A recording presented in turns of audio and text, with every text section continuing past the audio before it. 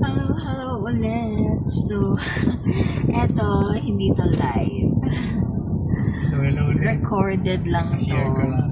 Kasi nga, kanina nag-live tayo kaso, Na-restrict ka. na-restrict eh. Hindi ko alam kung ano yung, kung bakit. So, ito na nga. Madumi na rin kami. Yung recording, wala na kasi ako before.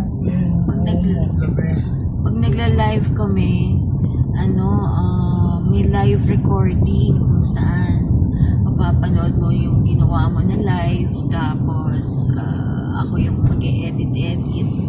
Ngayon kasi wala nang ganon, as in, ang mapapanood mo na lang yung mga yung mga clips na ginawa ni TikTok. Kaya kung mapapansin nyo sa mga followers namin, na-lessen na yung mga yung bang naaano ko na video. Kaya yun ang problema. So ito, tatry ko na recorded lang tong video na to. So tingnan natin kung para naman may say-say ba. Pag kasi kay TikTok lang wala yung mga pinagsasasabi namin, hindi na napapanood. So at least ito recorded. So kahit pa paano. Tingin mo dito na ang dadaan. Ikaw, ano sa palagay mo? O dun sa kabila? Sa may fill up? Ito na lang. So ito, Then na natin. mag-grocery kami. Papunta na yan. Para mag-grocery. At least ito, walang restriction. Tayo marirestrict. Kunyari, gumawa ka ng something na bawal. Ayun Tignan mo lang. parang ganyan tayo. So, paano nga? May bibigyan ka pa rin ng warning ni Pag pinost mo, Oo, pag pinost mo ng may violation ka, bibigyan ka niya ng warning. Ang mahirap kasi ata nito pag na-warningan ka at hindi ka, kunyari nagpatuloy ka agad or hindi mo in-stop yung video mo na yun, pwede ka ata masuspend. gumagawa doon sa dulo natin. Kotse. Parang konti sila. Portion din naman ng bahay niya ginagawa. Pero tagal gawin. Mapusisi ko dahil. Walang papalinisan.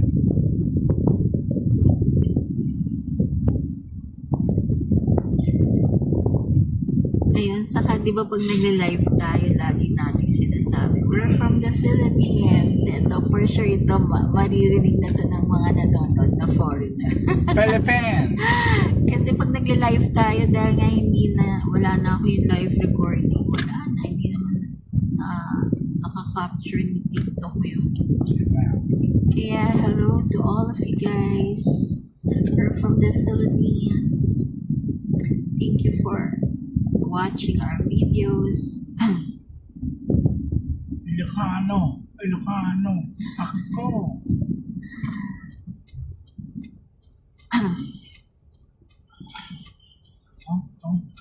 Kuya niya. Ay, nakalimutan. Kumakain na tayo. Kaya nga malaki yung sakot niya.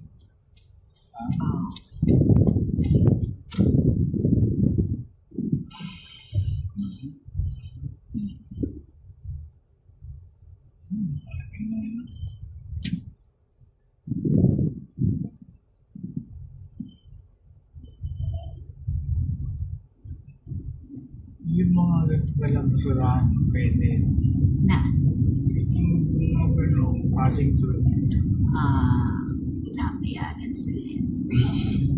Sa Pinapayagan niya. Ito strict dito eh. Tamang bawal eh.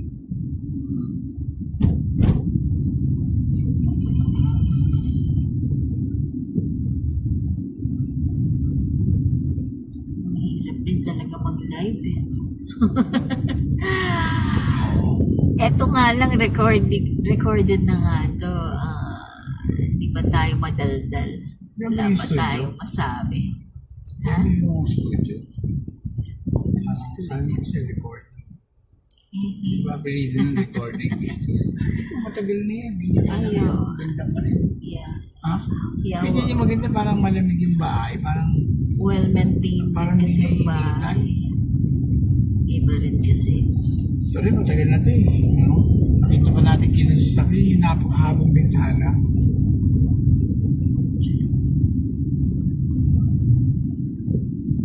Kaya tama rin naman. Dito ka nakatira, edi kailangan naman Yung pinipinto kanya kaya ang may bahay. binibili kayo yan. Oo, binibili nila yan. Binibili. Ang problema naman, tingnan mo, Hindi yung... dahil naghigpit sila dito, napaka-less ng tao, Hindi malinis. nawalang say-say Pero yung malinis. paglagay nila ng ganyan. Naglagay ka nga ng playground. Nagkataon tong village na to, walang masyadong bata. Wala masyado marami. Marami ayaw. Eh, kaso nga Mga magulo nila ayaw pag-playground. hindi na tayo kasali sa kanila. Ayaw na nila tayo i-accommodate. Hindi naman taga rito eh. Walang taga rito. Pero ang ganda na ng playground nila. No? Oh, yun lang. Ganyan ang daan. Yes, walang gamit. Parang gano'n. Ang tagal na niya. Yung nakarede yan. Mahal nandito. Si Bay. Bay. Malalagyan na pala ito ng Shopwise.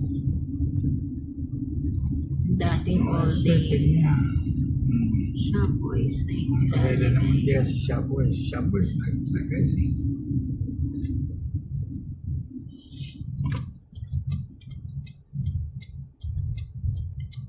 Malapit na kami. Naalala mo dati pagka-coding, Oh. tinututok ko talaga sa hanap. Di ba? Tutok pa tutok. Para hindi ako sabi niya, ba't nahuhuli ka ba? Well, hindi naman. Pagka hindi hinuhuli, hindi ka gagawin. Tawag pa nga sa akin, Sir. Sir. Kaya bala ko papalitan yung pangalan. Sir. Okay, so bye for now.